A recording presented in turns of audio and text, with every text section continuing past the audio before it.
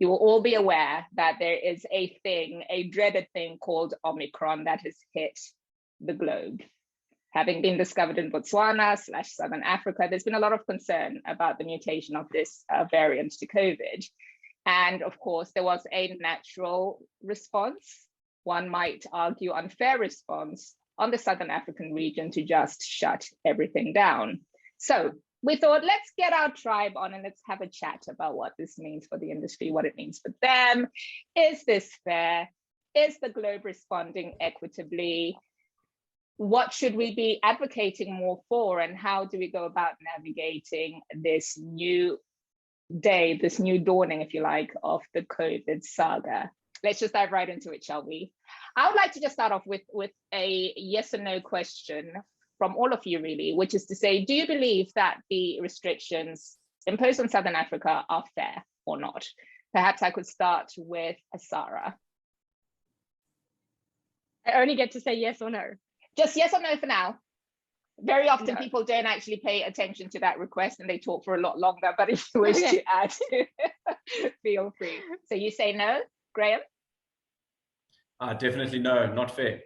Okay, Luke? But big no. Suzanne? Unanimous no. Unanimous no. Let's go to Mike, shall we? Outrageous. Definitely a no. Okay, definitely a no. So for that person who's thinking, well, actually, we've got to err on the side of caution, it's completely irresponsible to leave borders open, why do you think that there is a resounding no from you players in the industry?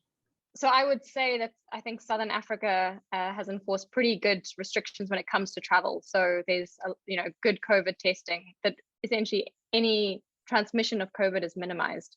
And I feel like it was a panic. I personally feel like it was a panic response to bring in these restrictions. That's the short answer. Sure, but I suppose the more discerning people out there would think, well, the vaccination rates in Africa are disproportionately low. It's only the right thing to do to contain this virus. Mike, what are your views on that? I think my views are, firstly, Victoria Falls, the vaccination rates are high. We were all fortunate enough to be vaccinated, and pretty much the whole industry here is vaccinated.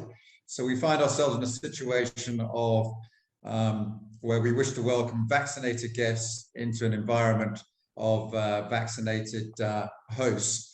So we believe the risks of spread are minimized.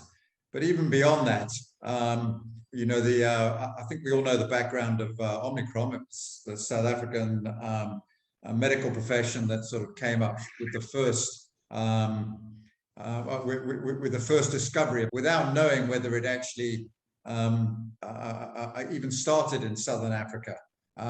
We know subsequently that it's been discovered in many other countries and is spreading relatively rapidly. So to isolate Southern Africa alone as the only area that that bans travel pretty much either way was a disappointing response.